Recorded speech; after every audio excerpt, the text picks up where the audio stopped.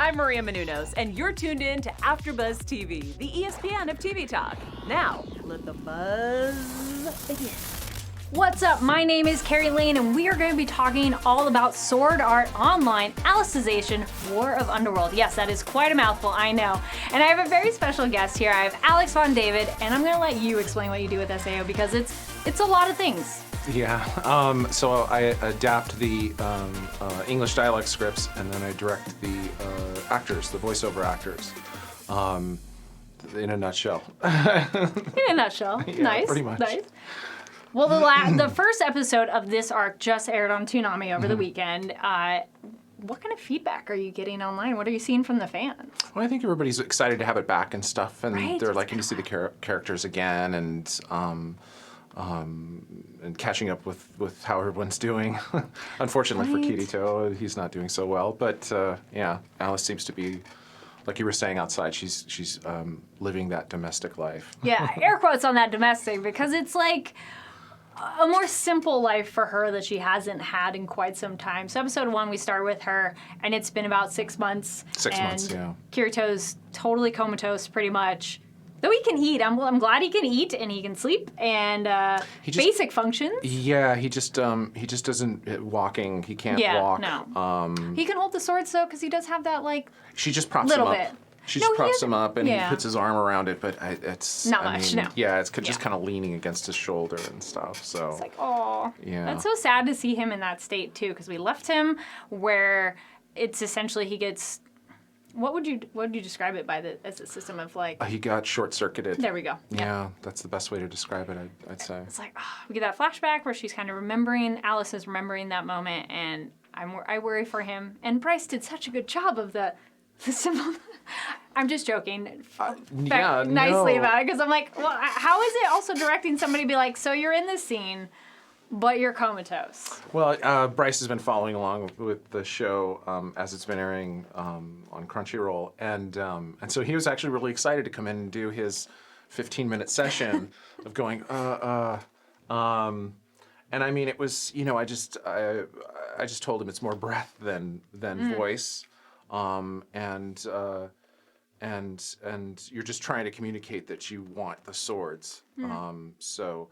We preview the Japanese always, and he took it from there, like a couple of takes and stuff. Nice. That's about it. And then I think after we were done with the Kirito stuff, he played a couple of goblins getting slashed and a couple of knights getting slashed too, or something. Give it a little more action to do. Well, just to fill up his time. Yeah, I mean, yeah, it's that's kind true. of it's Bryce is up for everything pretty much when he comes in, and so if he's only got 10 loops of his main character, he's down to, go and help out on some of the incidental characters too. That's very cool. Yeah. We do have a live chat here, so if you are watching this live, thank you so much for joining us. Please, if you have any questions about the show, we're not going to do spoilers, so don't try. But, everybody dies in the next episode. Everybody. I mean, come on. It's the Japanese version's been out, so you know that. But I mean, if you have questions about the process or the actors or the particular scenes, please, or in the adaptation. So in this first episode, I'd say not a ton happens, all things considered.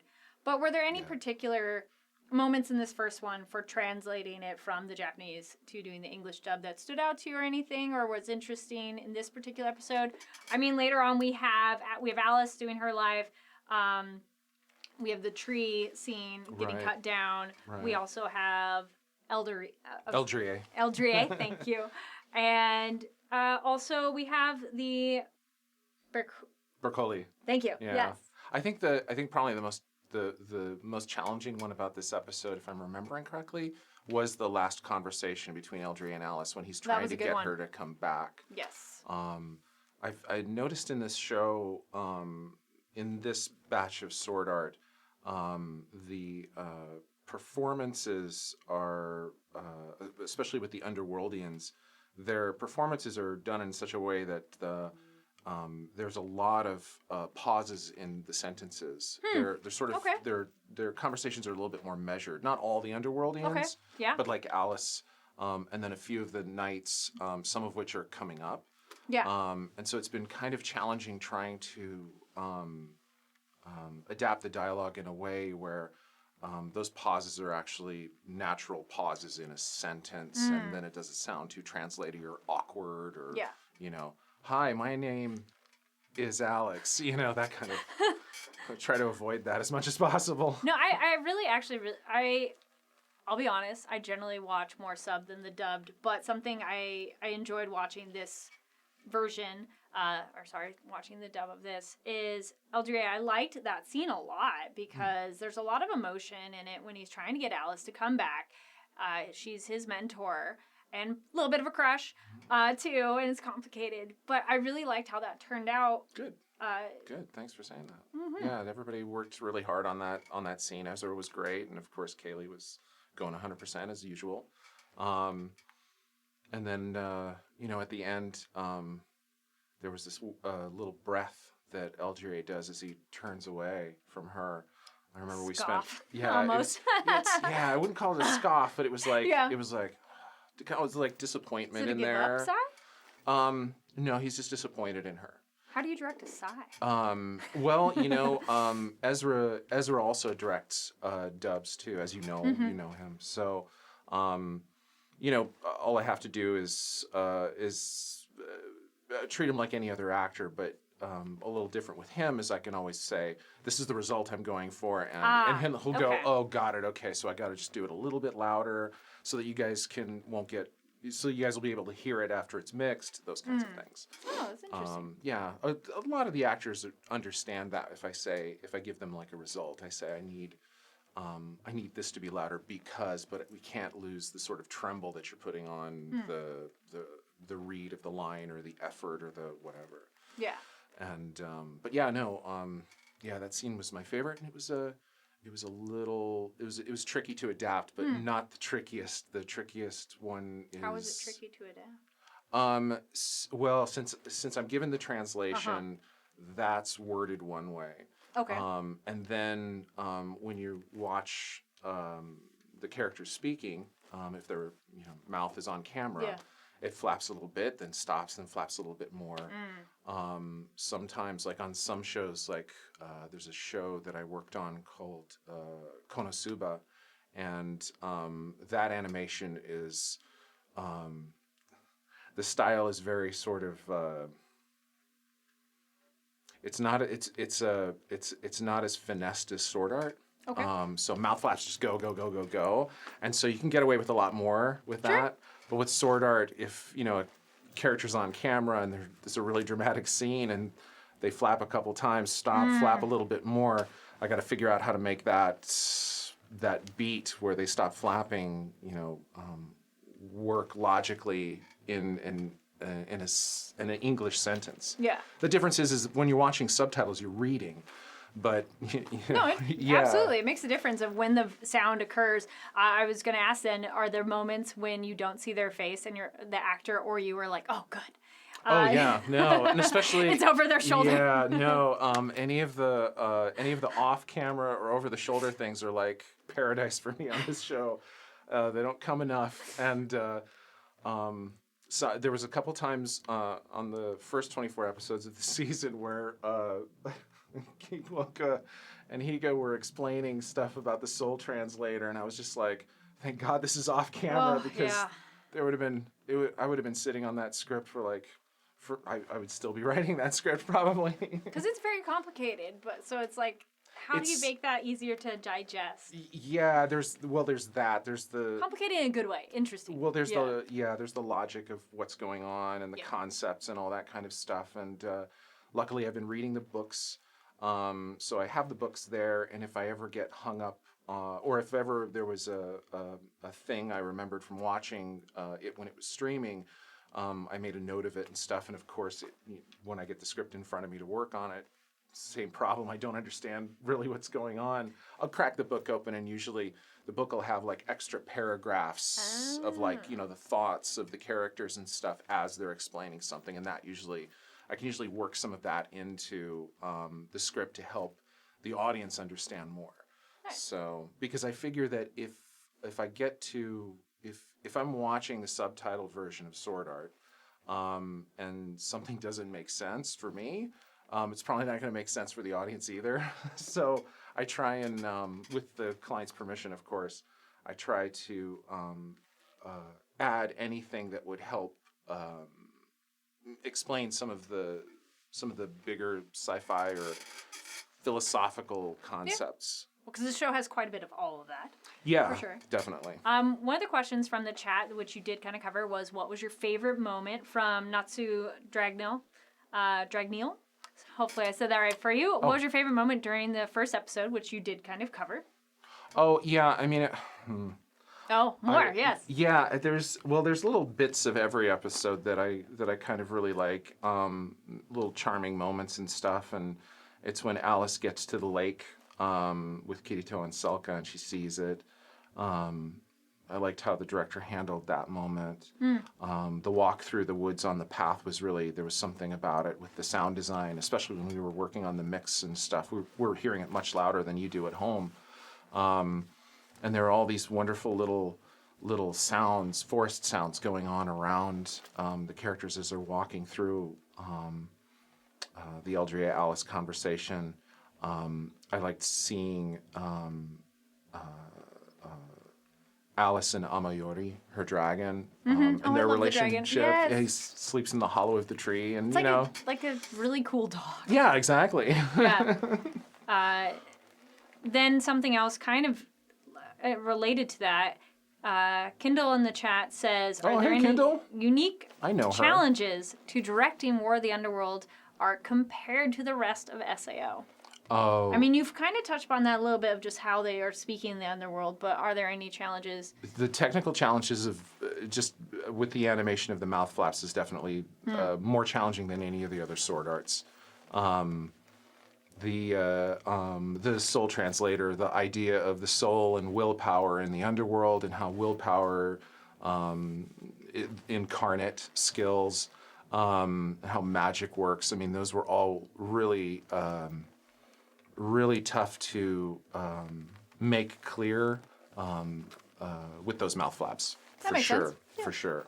We also have Renji in the chat says some of the Japanese words are one or more syllables than English words, or more than. So you have to see it matches with the lip movement best. That's true of like if a word, like if how many times the mouth moves, like if how many syllables something has. I think that would be a later problem of how somebody says something. Yeah. So there's a couple different thoughts with people who adapt anime, and some people. Some folks try to match the syllable count with the English, and I don't do that. Syllable count is fine, but then you have characters all speaking very rapidly in moments when they should be a little bit more thoughtful. Yeah. And I don't care how good the actor is, if they're trying to jam 26 syllables into it's just not going to sound very heartfelt or anything. It's just going to sound rushed. We actually had an issue in one of our view downs of one of the episodes where one character I underwrote on purpose so they could slow down their read, and unfortunately it actually affected their performance. So we actually have to go back and redo all that character stuff. It's an incidental character, so it's none of the big characters, but still, it's it's one of those things where it's kind of like, if we had an actor who knew how to take better beats during the performance, a more experienced actor, perhaps it would have gone as I would have hoped instead of sounding listless, which is what we ended up with, unfortunately. So, but you never know. Who knows? I may end up jamming it with 26 syllable words. Next time you're like, oh, man. And she'll just be talking really fast. Yeah. Actually, something you mentioned earlier that I was kind of curious about is, do the English voice directors ever really get to chat with the Japanese voice directors? Like, do you all ever go, hey, I saw your stuff, or nothing? Nope. I got to hang out with the director of Tomohiko Ito he was the one who directed all the sword arts before this, except for Gun Gale Online, the sword art alternative thing. Yeah. With the little Len, the pink girl. So I got to hang out with Tomohiko Ito, and we had dinner and stuff, thanks to Hiroe, our producer at Aniplex. And he came to one of our recording sessions for Ordinal Scale and got to watch Jeremy do asana and stuff, and he really loved that. We pretty much just talked movies. Ito-san, because he directs the whole show, he's involved with every aspect of, shot selection and sound design and the performances as well. And one of his things was he liked how we were taking it seriously. So he liked the respect that we were putting into it. And I thought, oh, well, that was really That's nice quite of him the to say. compliment And then, notice- yeah. Yeah. That's good. That's yeah, cool. So. Because that is interesting. Like, you think there's not necessarily a reason for you all to interact, but I would be curious. At the last Anime Expo last summer, Hiroe at Aniplex asked me to be on the panel with the director of this batch of Sword Art and nice. the producer and the writer and character designer. Yeah. We didn't get to talk at all. Oh. You're like, hi. I think he was very shy, Yeah. I think maybe he just felt uncomfortable with his English skills or something. I don't know. We had enough people speaking Japanese there who could help, but it would have been nice to ask him a little bit about the show and sort of what his ultimate goals were with it. Yeah. That might have helped me a little bit more with my stuff. So. Kindle has another question. Says, this part of SAO has a lot of action. How has it been like directing that? Oh, so it gets pretty bloody because there's going to be a war. It's been fun. Everybody's been a lot of yelling. Yeah, a lot of yelling, a lot of dying, gurgling deaths. But everyone's been up to the challenge, thankfully, and we're not killing anybody, I don't think, in the booth. For the first time in ever, I've been doing this for about 15 years now. For the first time ever, one of the episodes had so much action in it when I started adapting the script. To when I finished adapting the script, I think took about 5 or 6 hours. Because there was so little dialogue. There was all the dialogue was really short. Yeah. And there was tons of action in it, and it was one of those things where I sat down, I worked on it, and like 5 hours later, it was done, and I was like, oh my god, I wish everything was like this. How long does it take for a typical episode to adapt, or does it depend on the episode? Clearly the ones with more action, but on average, how long would you say from you getting the Japanese script to making it to what viewers are seeing? I guess on average, it takes me about 4 full days. So when I get offered a show, that's one of the first things I'm kind of like, will I have enough time to write? Yeah. 4 full days usually is good for me because then it allows me to get some sleep and not go too crazy. Some people have been doing recently 2-day turnarounds on some scripts, and That seems quick. yeah, and they also have other jobs, and so they're not spending. They're just not given enough time, and it's kind of shocking that clients are okay with this, and what's even more shocking are fans are okay with this. I was going to ask how much do you feel that affects the quality of what Well, for is those produced particular jobs, I'm not a voice actor. I work with voice actors. I'm not a voice actor, but almost every voice actor I work with, they're disappointed that a lot of the stuff they work on has this rushed attitude towards it, and they can't go that one extra take. Oh, that's or interesting. they're looking at the lines and thinking, I have no idea what this is saying, and the director's like, I can't help you. It's everything. Doing a good adaptation takes time. Yeah. Unfortunately, in this age of got to have it now, got to get it out right away, time is the first thing to go. So everyone's seeing the result of that, and a lot of folks aren't happy about it. unfortunately. So luckily for me, for now anyway, I'm kind of insulated against that. I'm still able to, thankfully, with Anaplex's support and Bang Zoom's support, I'm given 4 days to work on a script, and then we're given time in the studio to work with the actors, not just one take, moving on, thanks a lot, get out, next actor. Oof. It'd be scary. Well, no, I mean, yeah, everybody wants to do a good job. I mean, Yeah, no, you want a time of like, wait, can I do that over? And actually, sorry, real quick too, speaking of the voice actors and the environment, Ryan in the chat says, what kind of atmosphere do you like to create for your voice actors, and does it vary? Do you ever change it up per performer, or if you know them versus someone who's new working with you? Oh, I mean, I try to let everybody know that I'm on their side, and that it's okay to mess up, and it's okay to speak up if you have like a question about something, or if I'm not being clear in my direction, or you just need a break. Just speak up. It's not. I try to keep it as not tense as possible, which helps a lot of people. But some people just come in automatically tense because they're thinking, "Oh my God, I got this part, and it's a lead, and oh my God," it's some people.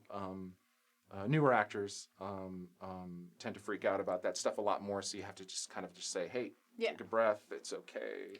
Is it better then to have the opportunity for making a mistake, because then maybe the actor is more likely to take a chance on something that works out well versus like, I don't want to even try? Absolutely. The more relaxed a voice actor or any actor is, the better everything's going to be. So we were just talking about the speed of how quickly shows are turnaround. Got a good question. The Cartoon Cypher says, given that there seems to be a push for dubs to come out faster and faster, are you worried at all about the direction that the industry as a whole is headed? The industry's already there, Cartoon Cypher. Everybody's folks are not happy. It's only a matter of time before I'm going to eventually get caught up in it. So I don't know how much longer I can keep adapting the shows that I direct. That also helps me as a director, having adapted the scripts, because I understand why this character is speaking this way, why that space is there, that break in the line. I understand what this breath means, because later on we're gonna, it's gonna pay off later, or what this joke is. I've already done all that homework, and I try to be diligent about all of that stuff, to the point that when I do get into the studio with the actors, I have pretty much most of the answers that they need to any of their questions. And if we do get stuck, I can help them get unstuck. Yeah. Or I can help in the case of, say, like a line that's maybe too short or too long, I know what words to put in there to fix it, or it's a little easier for me to figure out how to fix it. It doesn't happen like that. Sometimes I'll sit there for 10, 15 minutes trying to figure out how to unscramble whatever our issue was with the line, whether it was too short or too long. But eventually I'll figure it, and usually make the right choice. Well, with the writing and how much directing, it feels like it could not let you have much free time. But what are some favorite animated shows you're watching right now? None. Oh, no. No. None. No, actually, no. I literally, I think the last time you had me on, we were talking about Madoka. Yeah. I think I told you, or I think you asked the question then too, and I think I said I had like these stacks of Blu-rays in front of my TV. You have a few DVDs and... Yeah, so those are, it's like... They're not animated if you're watching anything else? Well, I mean, you know what? I took a break a couple weeks ago because I've been getting sick over and over and over again since the beginning of December. I would, be writing a couple of weeks. I mean, I hope I'm okay. Yeah, no. I'd write for a couple of weeks, then go into the studio, and then get something, catch something, and then go home and then write for 2 weeks, and then go into the studio and record what we just wrote, or what I just wrote, and then get sick again, And so it's just been like, I'm on like cold number 3 now or something. Ugh. So, so one day I said, "Fuck it, I'm gonna go. I'm gonna watch something on TV." And I watched Motherfuckers, Oh yeah, that which new is one. on Netflix. Yep. Yeah. So Stephanie Shane, Michael Sinter-Nicholas worked on that. I remember them promoting it. Yeah. Nice. It's really cool. They did a great job on it too. But I love the animation style on that. It was just it was amazing. Yeah. And so I guess that's the most current animation that I've seen, and probably the most current thing I've seen in the last like month. Just because if I'm at home like I am right now, working on the scripts, Typing away. yeah, it's I'll be typing away. I'll make something to eat or go get something to eat. Come back. Oh, I know that where I got stuck on that line. I'm going to try this idea, and then I have to write it down. It's just kind of like you get kind of OCD about it, or I kind of get OCD about it, so that I don't want to like I want to keep at it until I'm so exhausted I can't keep my eyes open. Is it better then to take a break and then come back to it, or do you like? What happens and like what happened to me today? There was a couple of instances in episode 10, which is the really talky episode. We're only in episode 1, looking at 10. Yay. So on episode 10, there's a lot of talk and a lot of those moments where, characters flapping away and then they'll stop and then it's all close up. There were a couple times today where I got so tired of trying to figure out what these 3 lines were, how to make the intention of these 3 lines fit in the mouth flaps, that by the time I figured out this one chunk, I was completely wiped out and I went and just took a nap. Half hour later, I got back up and started hitting the script again and got to another chunk and then took a nap again. I literally, I took a nap right before I came here because I got to this chunk and it was like, oh my God, Alice, why can't you just talk, at one speed? But of course, she's Alice. So, it was, I finished this one thing. I'm like, great, I'm out of that scene. Nap. And after this thing, I'm probably just going to go home and take another nap. I don't know. Well, speaking of, we're pretty much at the end of this thing. So. Oh, okay. Well, that's pretty much the big, in a nutshell, of all the stuff that goes down. To make episode 1, I loved hearing the behind the scenes about it. I'm excited to see where it goes. I mean, yes, I know if you want to watch it, you could, but the English dub of it is turning out really well. Good. I'm glad you like it. I'm liking how it's going. I really like Alice's voice. Yeah, Kaylee's doing a great job. I think she did a great job. I like the deeper tone to it, so I'm excited to see where she'll go and the other characters as well. Any other final words before we finish up for viewers? Oh, no, thanks for supporting the show and for watching this and for your questions and stuff. Sorry we couldn't get to all of them. Well, where can they find you on social media? Maybe we'll have you back again. Just on Twitter. It's my name, lowercase Alex Von David, and I'm not on that much. I'm certainly not as active as a lot of the voice actors. But I mean, I'll be on just to promote Sword Art on Toonami and stuff now that it's back. So thanks again for supporting the show and supporting all of us. Nice. Well, thank you so much for being here. Thanks for having me. No, this was a blast. Fun to talk about the show. And thank you for everybody who watched live. Don't worry if you watch this later, please leave comments about what we talked about. I know there's a lot more that also happens in the episode, even though it was small in a nutshell. But there's a lot more to come for sure. And I'm super excited to talk about. We're going to have a lot more voice actor guests over the season, so make sure to tune back every week. And my name is Carrie Lane. You can find me online at Carrie D. Lane. That's Karidlane.